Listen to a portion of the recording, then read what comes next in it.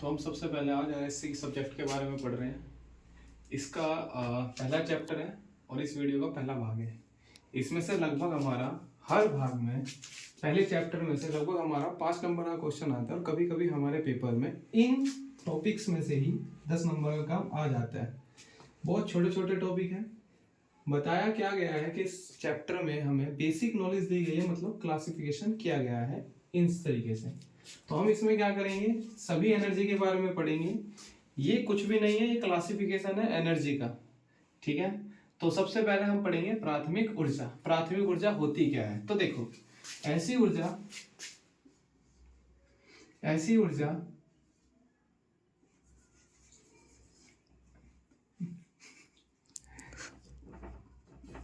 ऐसी ऊर्जा जो सीधा कहां से मिलती है, पृथ्वी से, या सीधा हमारे नेचर से हमें मिलती है।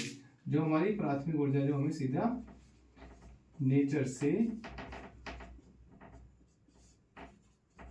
मिलती है। जैसे जैसे क्या हो गया, एग्जांपल में हम देखेंगे। तो एग्जांपल में हमारा पहला हो गया आपका कोयला, दूसरा लकड़ी और तीसरा आपका ऑयल। आदि भी लिख सकते हैं, जैसे हम कह सकते हैं आपका बायो मास। ऐसी चीजें जो हमें डायरेक्टली पृथ्वी से मिलती है। कहने का मतलब इसके लिए हमें कोई भी खर्च नहीं करना होता है, ये हमें पृथ्वी ने दी है। सेकंड, इन्हीं का ही दूसरा रूप होता है जब हम इनको क्या करते हैं, इनका यूज कर लेते हैं, तो उसको कहते हैं द्वितीय ऊर्जा या सेकेंडरी एनर्जी। जैसे अगर हम इसमें बात करें तो जैसे कोयले से क्या बन जाती है हमारी इलेक्ट्रिकल एनर्जी, ठीक है ना। तो ऐसी एनर्जी, ऐसी ऊर्जा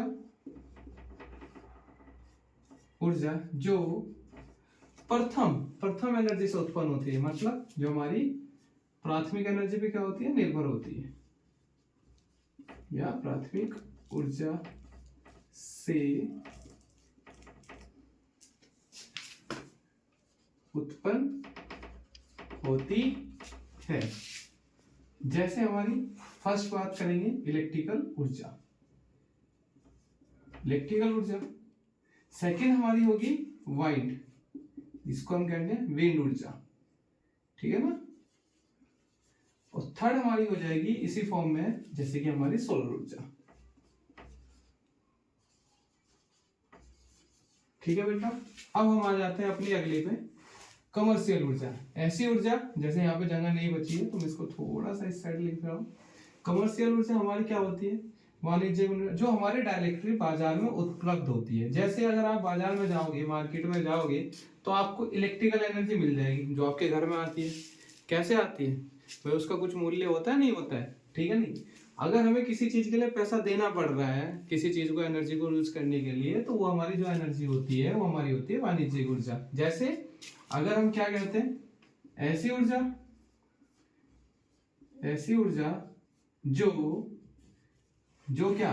जो हमें बाजार में मिल जाती है, बाजार में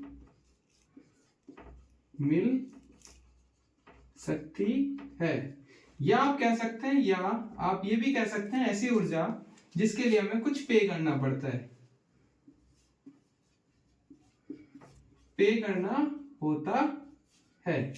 अगर हम इसका एग्जांपल देखें तो हमारे एग्जांपल हो जाएंगे आपकी इलेक्ट्रिकल ऊर्जा,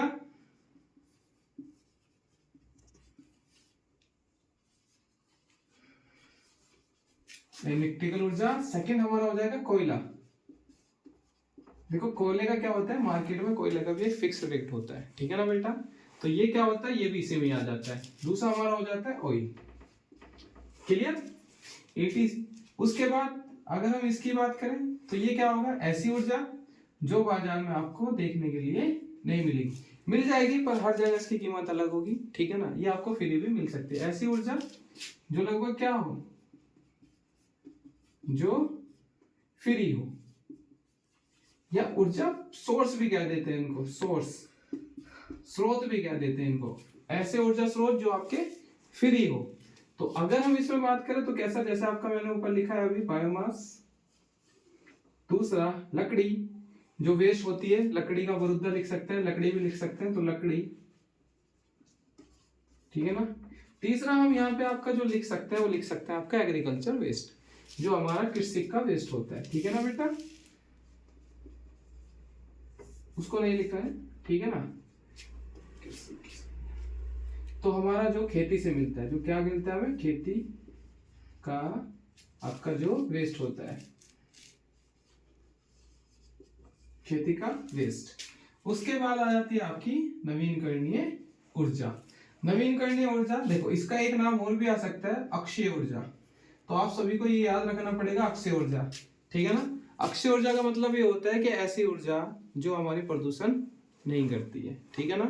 तो हम ऐसी ऊर्जा है जो हमारी प्रदूषण नहीं करती है। तो अगर हम इसमें गए तो इसमें आपकी सीधी सीधी क्या हो जाएगी बेटा, एक तो हो जाएगी आपकी सोलर,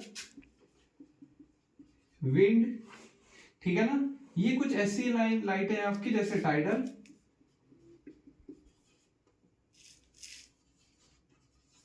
ये कैसी एनर्जी है, ये आपकी ऐसी है जो आपका प्रदूषण नहीं करती, तथा इसकी एक डेफिनेशन होती है कि ये कभी खत्म नहीं होगी, मतलब इनकी कोई लिमिट नहीं है। तो आप लिख सकते हैं नो लिमिट,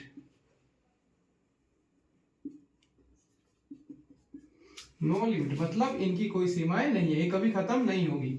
जबकि गैर नवीनकरणीय ऊर्जा होती है जो आपकी लगभग कभी ना कभी खत्म हो जाएगी, जैसे आपकी हाइड्रो, हाइड्रो किससे बनती है बेटा आपकी, हाइड्रो हो गई, थर्मल हो गई, थर्मल पावर, ये क्या होगी आपकी कभी ना कभी खत्म हो जाएगी। ये ऐसे सोर्स हैं जो कभी ना कभी खत्म होंगे, क्योंकि ये देखो बेटा, ये जो आपका चलता है ये वाटर से चलता है, रिवर पे बना होता है, और ये जो आपका चलता है इसको आपको लगता है कोयला।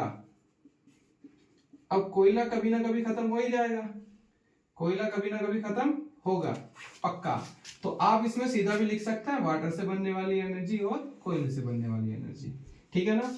उसके बाद आती है हमारी प्रारंभिक, मतलब जो हमारी पहले कभी किसी जमाने में यूज होती हुआ करती थी। अगर आप देखेंगे तो पहले जमाने में जब लोग गर्मी के टाइम में क्या करते थे, अभी तो हीटर आ गया है, पहले हम क्या करते थे, हमारे पुराने जो बूढ़े लोग थे, मतलब जो पुरानी जनरेशन थी, वो गर्मी के लिए क्या करती थी, कोयला जलाती थी, और कोयले से निकलने वाली हीट पे ही क्या होता था, उनका रूम गर्म रहता था। पर अभी आप देखोगे ऐसा कुछ भी नहीं है। अभी पीछे पहले तो क्या होता था, हीटर था, अब तो एसी ऐसे आने लगे हैं जो गर्मी भी और सर्दी में भी दोनों में काम करते हैं।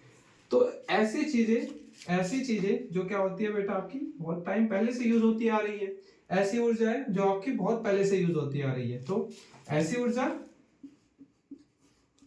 ऊर्जा सोर्स या ऊर्जा आप कुछ भी लिख सकते हैं, स्रोत, जो पहले से प्रयोग होते हैं। अगर इसका हम एक्सप्लेन करें तो भैया देखो, इसका एग्जांपल आपका क्या हो जाएगा बेटा, वही कोयला, लकड़ी और ऑयल, ये चीजें हम पहले से प्रयोग करते हुए आ रहे हैं। बट अगर अभी के जनरेशन में हम देखते हैं तो ऐसी ऊर्जा हमने अभी अभी उत्पन्न की है जो आपका नया रूप ले चुकी है, जो पहले से नहीं थी। जैसे आपकी सोलर पहले नहीं थी, उसके बाद विंड, उसके बाद टाइडल, उसके बाद जियोथर्मल। अब देखो आपको इसमें डाउट नहीं होना चाहिए, सोलर उसको कहते हैं, सोलर एनर्जी उसको कहते हैं जो हमारी सूरज से मिलती है, विंड एनर्जी उसको कहते हैं जो हमारी हवा से मिलती है, टाइडल एनर्जी हम समुद्र के द्वारा बनाते हैं, और जियोथर्मल एनर्जी भाई हम जो बनाते हैं, जो आपके लावा होता है पृथ्वी के अंदर, जो आपका लावा पाया जाता है, उससे हम उत्पन्न करते हैं जियोथर्मल। तो ये जो विधि है आपकी, ये सब की सब कैसी है, जो कुछ समय से ही आपकी यूज में होना स्टार्ट हुई है, ठीक है ना। तो बेटा ये जो एनर्जी होती है ये आपकी होती है गैर प्रारंभिक। अब आपका बहुत इंपॉर्टेंट क्वेश्चन ये आया कि भारत में ऊर्जा का भविष्य। अब इस क्वेश्चन के दो रूप हो सकते हैं, यहाँ पे भारत की जगह वर्ल्ड भी आ सकता है, मतलब संसार, और भारत भी आ सकता है, मैक्सिमम चांस है कि भारत ही आए, ठीक है ना। और भविष्य किसके, अक्षय ऊर्जा के, ठीक है ना। तो अक्षीय ऊर्जा अगर हम देखते हैं, हम इस पॉइंट पे आ जाते हैं आपकी ये वाला। तो अक्षीय ऊर्जा, अक्षीय ऊर्जा से मतलब है ऐसी एनर्जी जो सोलर से मिलती हो, जो विंड से मिलती हो, जो टाइडल से मिलती हो, जो आपके जियोथर्मल से मिलती हो। तो मैंने जैसे अभी मैं अपनी बात पे वापस आना चाहता हूँ, जैसे मैंने अभी आपको बताया था कि सोलर सूरज से मिलती है, विंड आपकी हवा से मिलती है, टाइडल आपकी समुद्र से मिलती है। तो अगर हम इसके लिए बात करें तो भारत में इन तीनों का यूज तो बहुत अच्छे से हो सकता है, पर जियोथर्मल के लिए हमें चाहिए आपका मैग्मा जो पृथ्वी के अंदर पाया जाता है। और भारत में एक ही सोता हुआ ज्वालामुखी है, वो भी आपका कहाँ पे है, आपके द्वीप पे है, ठीक है ना। ठीक है बेटा, तो हमें हमारे पास जियोथर्मल का तो कोई भी ऑप्शन नहीं है, but solar, wind and tidal energy के लिए भारत में भविष्य बहुत अच्छा है। जैसे कि अगर मैं बात करूं सोलर एनर्जी के लिए, तो सोलर एनर्जी में अगर हम बात करेंगे तो आपका जो पूरा साउथ इंडिया है और आपका जो आपका राजस्थान है, ठीक है बेटा। अब यहाँ पे ये दो ऐसी जगह है जहां पे आपका सोलर पावर प्लांट के लिए बहुत ज्यादा सही चीज है। अब अगर हम राजस्थान की बात करें तो राजस्थान में आपने सुना भी होगा कि दुनिया का सबसे बड़ा power plant, solar power plant कहाँ लगाया गया आपका, राजस्थान में। तो इस पॉइंट को हम नहीं भूलेंगे, हम ये पॉइंट एग्जाम में जरूर लिखेंगे कि सोलर, पहले हेडिंग डालेंगे सोलर, उसमें लिखेंगे कि सोलर में, सोलर भारत का एक अच्छा भविष्य हो सकता है और इसका यूज मैक्सिमम से मैक्सिमम आज के टाइम में किया जा रहा है। और भारत का सबसे बड़ा, मतलब पूरे भारत, पूरे वर्ल्ड का सबसे बड़ा जो सोलर पावर प्लांट लगा है वो कहाँ लगा है आपका, राजस्थान में। उसके बाद साउथ इंडिया में भी आपका इसका यूज बहुत ज्यादा बढ़ रहा है। उसके बाद टाइडल एनर्जी, अगर हम टाइडल एनर्जी की बात करें, अगर हम टाइडल एनर्जी की बात करें तो बेटा टाइडल एनर्जी के लिए आप देखोगे कि अगर हमारा भारत, ठीक है ना, इसको हटा देते हैं, यहाँ पे थोड़ी जगह बना। अगर हम भारत का नक्शा देखते हैं जो आपका कुछ इस टाइप का है, ठीक है, तो आप देखोगे कि इतने हिस्से में आपका समुद्री है, ठीक है ना। तो आप कहोगे कि सर टाइडल एनर्जी के लिए भी क्या है, भारत एक अच्छी जगह है।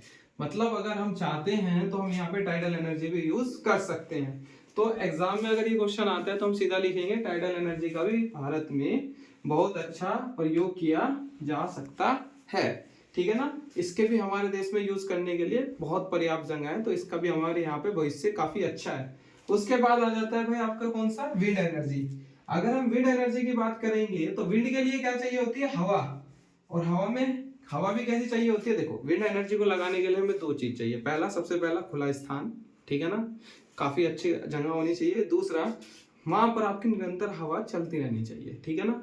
तो ऐसा होता कहाँ है, ऐसा होता है भाई आपके कहाँ पर, समुद्री तट के क्षेत्र पर। और जैसा मैंने आपको बताया कि भारत के पास समुद्री तट क्षेत्रफल की कमी नहीं है, ये आप देख भी सकते हैं, ठीक है ना। ये वाला सारा हिस्सा जो आपका है, ये सारा का सारा कौन सा है, समुद्री हिस्सा है। तो यहाँ पे हम आपका क्या, विंड एनर्जी को यूज कर सकते हैं। तो भारत में विंड एनर्जी का भी बहुत अच्छा प्रयोग किया जा सकता है। तो इसका भविष्य भी क्या है भाई, अच्छा है। आप साउथ की मूवी देखते होंगे तो आप देखते होंगे कि साउथ की मूवी में ही ज्यादातर आपको विंड पावर प्लांट दिखाए जाते हैं, ठीक है ना।